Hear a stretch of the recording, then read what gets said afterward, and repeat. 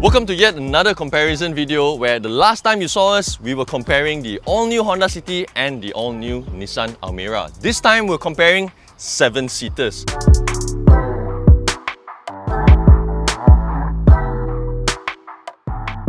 Need a new pair of wipers? Get your Bosch Superior wipers online, now at Lazada and Shopee.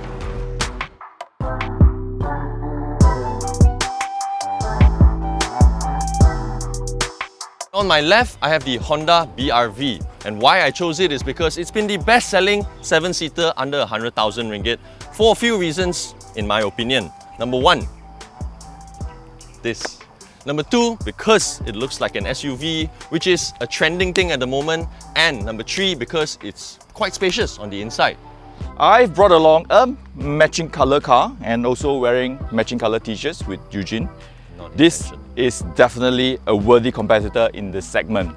It looks great on the outside, also on the inside, and it is basically like a moving IKEA. You know, a lot of storage and also very practical. IKEA? You mean IKEA? Oh well, IKEA, you get the idea. So the people who buy these things have very specific criteria in mind. It needs to be spacious, it needs to be comfortable, and more importantly, it needs to be practical. So these are the aspects that we'll be looking at today. That's right, these two cars are the facelifted versions, but before we begin, let's go through the differences between these cars and their predecessors. The new BR-V features a new grille, a new front bumper, repositioned rear reflectors, redesigned rear bumper, and new rims. As for the Xpander, because Mitsubishi launched the facelift model straight away, you get a different grille design, a more pronounced badge, ice tray styled headlamps, and rear fog lights. So with that out of the way, let's look at some of the differences on the outside of the car. And since you're the newcomer, why don't you go ahead first? Well, for a start, the Xpander looks a lot better from the front with the aggressive looking design. It has got a higher hood line as well as compared to the BR-V. The BR-V looks a bit blonde. I'd argue that my car looks more evergreen, and in terms of withstanding the test of time, I think the BR-V could do a lot better. For the more matured crowd maybe. Now into the details, I've got very nice looking position lights in LEDs. The headlights are also in LEDs, while the BR-V... Yeah, we're looking at halogens for mine, but they're projectors, so better direction of light. LEDs. And white DRLs, LEDs. What are yours? Nothing to see here. Moving along, Halogen. the rims are 16-inch in size. Same goes to mine. Yep, and we both have got black bits on them. On the side mirror, I've got this, which I'll talk about that later on. What the BR-V doesn't have on the passenger door is a button to unlock it.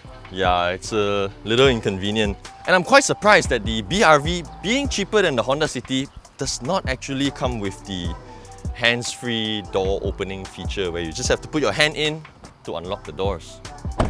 That being said, to complement the SUV look, mine actually comes with a roof rack.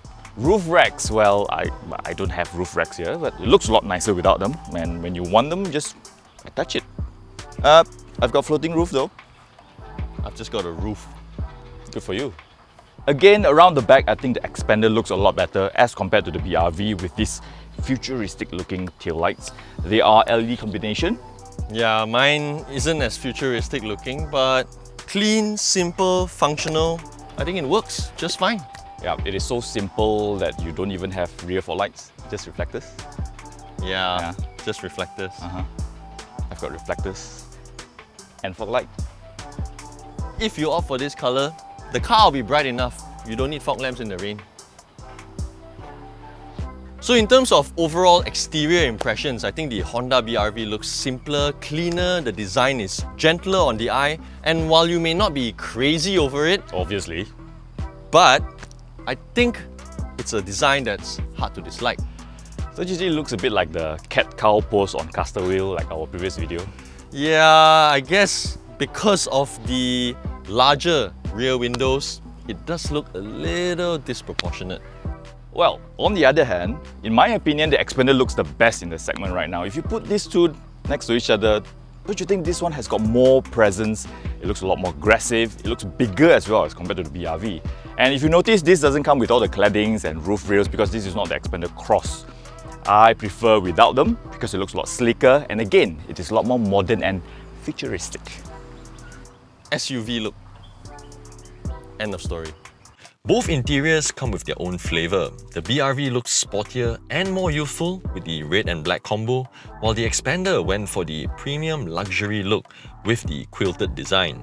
The Xpander stands out just a little more with a 9-inch display, Apple CarPlay and Android Auto, and a 360-degree camera.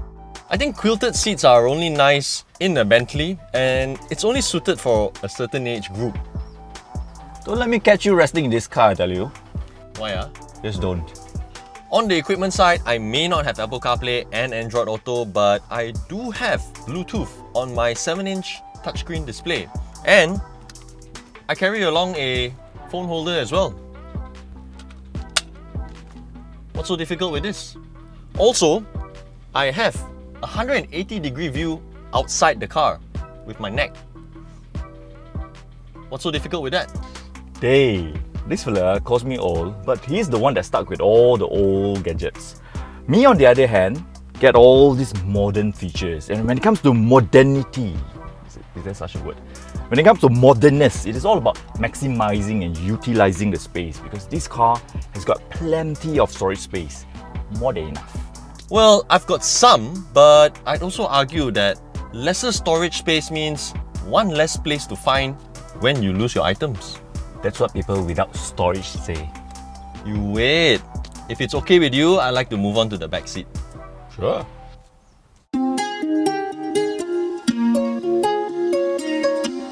The BRV has 5mm less ground clearance compared to the Xpander at 200mm. No big deal, because getting in and out of the car is actually quite easy.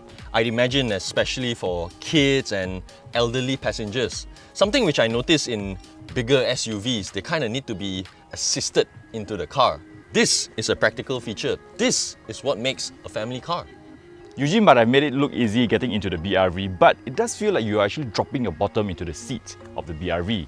Whereas for the Xpander, you're actually getting on it pretty easy as well. And getting out of it, what's the fuss? No fuss at all. Easy peasy. Once inside here, I mean, look, plenty of leg room, sufficient knee room, and more than enough headroom. And the best part is, the seats can still recline. And they recline so much more than the Xpander. The only criticism I have though, is the fact that there isn't any charging ports at the back here. There's only one in the front here. So what if I'm connected and I want to lean back and play with my phone?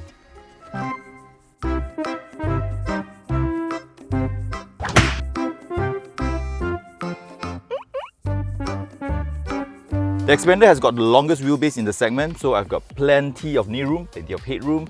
The seats can slide, just like in the BRV, and also recline. Not by much, but I've got an extra blower here. I've got 4 blowers as compared to 3 in the BRV, so that's good for the rear passengers. Right, so to get into the third row, very simple. Just pull this lever, the second row bounces forward like so. You get quite a big opening. However, if you're 180 centimeters tall like me, you kind of have to duck a little just to get in. To give you a bit of context, this is how tall the Xpander is, while this is how tall the BRV is. And if you notice, Eu Jin did have to duck quite a bit to get into the third row seats of the BRV. Whereas for me, it doesn't have that one-touch tumble thing. You have to do a bit of manual labor. Whereas for me, the opening is big, the roof is high, I just need to step into it. As for the third row seats, I've already adjusted the first and second row seats to accommodate adults. And even so, back here, I don't think I'll be too uncomfortable for a slightly extended journey. And despite the floor being slightly higher, as you can tell from my posture, it's not the most uncomfortable. And wait, these seats can recline as well. With the floor being slightly higher, I'm sure you can tell from my posture, it's not the most uncomfortable, and it won't be uncomfortable as well, because right in front of me are the blowers from the second row. As for conveniences back here, well, there are 2 cup holders, and weirdly enough, the tray on my left here is shallower than the tray on the right. Back here is actually okay as compared to the BRV, right? With the front seat set to Eu Jin's sitting position, I get enough knee room. The floor is not as high as compared to the BRV, so my knee angle is actually quite okay, comfortable. I do get AC from the blowers, 4 of them to be exact. Cup holders, a 12-volt socket, which the BRV doesn't have, and 2 slots for handphones. Oh, forget to mention, I also can recline my seats.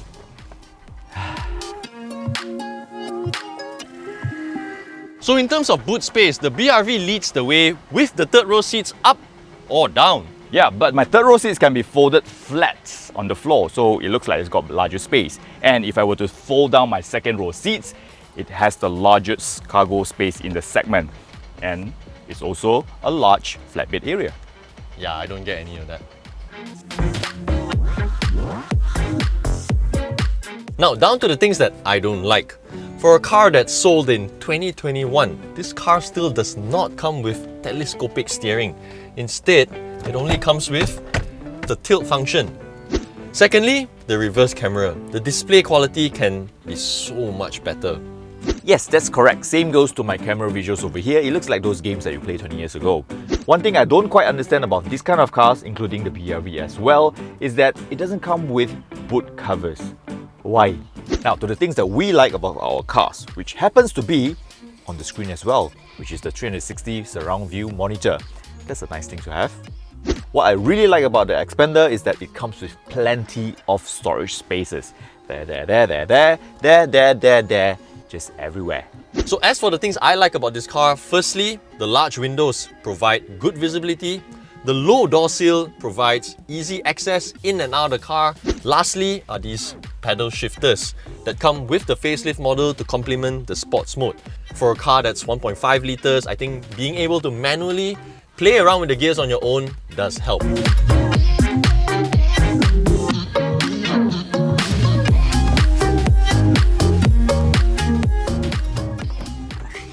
Hey, sorry. Sorry, looking for my phone. You guys done? It's gonna rain already lah. Gotta go for the driving links. Where's Eugene? He's here. Ha! Oi. What are you doing here? Hey, your seats are so much more comfortable, To you, right? man. Playing with phone and hey, gotta go already. It's gonna rain. Driving links, yeah. Okay. Let's go, let's go. He doesn't know it's actually his phone. Hey, you guys saw my phone ah? Bloody hell. Just the place to store it. I thought I left it in the BRV. There's storage in the boot floor. Not in the BRV. Alright, let's go drive. Is my phone inside? This is my car, man.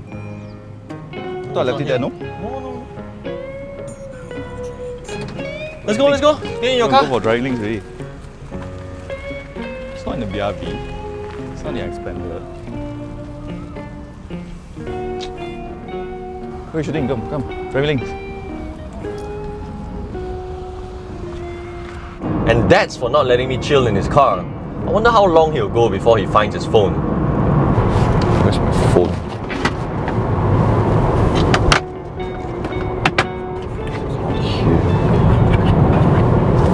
I wish I had those seats in here though. Don't get me wrong, I like the color combination and the design of these seats in the BRV, but if you ask me, personally, I think the padding can be a little softer. That's right. The seats are comfortable and the ride as well. It is so much more refined if you compare it with the BRV, and you get this very pleasant drive when you go around town. As for ride and comfort, the BRV could do so much more if you ask me. The car feels more stable than the Xpander, there's no doubt there, but the suspension isn't gentle enough. When you go over bumps or uneven patches, it just feels a little stiff. Without taking anything away from the Xpander, which, to be fair, is set up to be more comfort-oriented, this one just feels so much more planted, especially at higher speeds. Partly because it's based on a hatchback, the Honda Brio. I think the word Eu Jin is looking for is, what's that word? Crashy. Now cue cabin insulation. Cabin insulation is another thing I believe they should look into, perhaps for the new car, because even at about 90 kilometers an hour now, the road noise, the wind noise is very noticeable. Granted, the BRV is a few years older than the Xpander, so it may have a slight disadvantage when it comes to cabin refinement. So let's hope Honda will look into it for the new BRV if it ever comes. The Xpander, on the other hand, scores really good points when it comes to NVH. The cabin is so well insulated. There are a lot of dampening materials all around. Even the windows are thicker. That guy in front must be freaking out over his phone right now. Let's give him a call, shall we? So you don't get a lot of noise intrusion from the engine or from the surrounding. And wait, that's my phone. It's in the car. Where is it?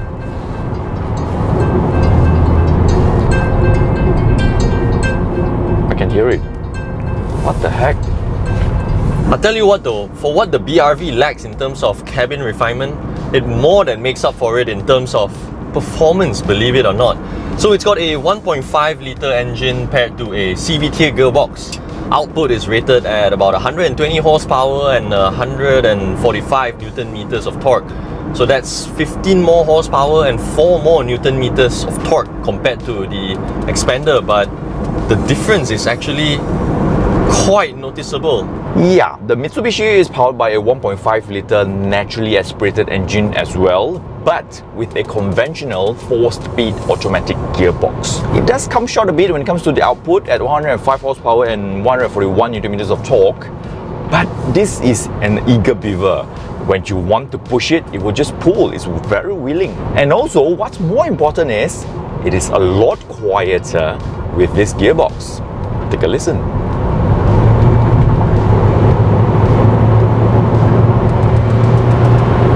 So pleasant. That's right. Meanwhile, in the butcher house, the BRV, put your foot down on the throttle, yeah, the engine really screams and it's actually really loud, but when you're looking at the meter, the car is really going. I must say, not bad for a 1.5. And the BRV even comes with paddle shifters to go with the sports mode. Both features the Xpander don't have. And let's be real, for a car with limited power, being able to play around with the gears on your own, having a sports mode to keep the revs up, really helps with the overtaking and the uphill climbs perhaps.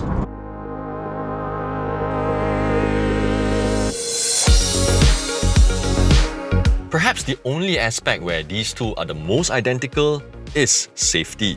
With 2 airbags, traction control, hill start assist, and not much else to shout about. I wish both Honda and Mitsubishi paid more attention on this aspect. I mean, they're family cars, right?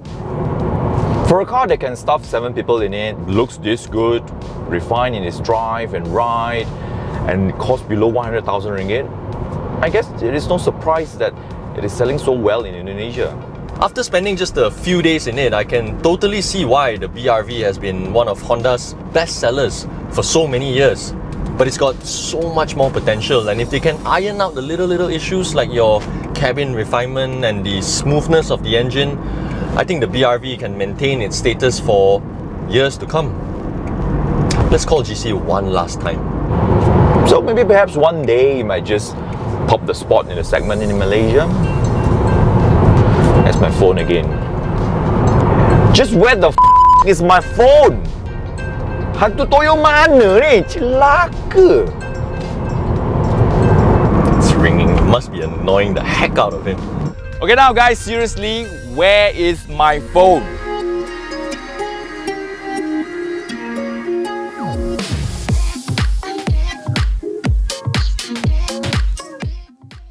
So, is this Honda BRV the car for you? If you're looking for something under 100,000 to occasionally carry 7 passengers, something with an SUV look and an evergreen design, something that feels youthful to drive and to be in, with plenty of practical features, then you should definitely consider one of these. However, if you want all of those, and on top of that, refinement when it comes to drive and the way it rides, clever features for storage and practicality, and most importantly, cheaper than the BRV over there, then yes, the Xpander is the car for you. If you want to find out more about the Honda BR-V and the Mitsubishi Xpander, do log on to AutoBuzz.my. If you enjoyed the video, hit the like button, share it, and don't forget to subscribe to our YouTube channel. Yes, and please remember to click on the bell icon to receive notifications whenever we upload videos like this. And of course, get our t-shirt from AutoBuzz.shop. This review episode is powered by Bosch Automotive Aftermarket. Get your Bosch wipers online now. So as for boot space, the BR-V... Sorry, wow.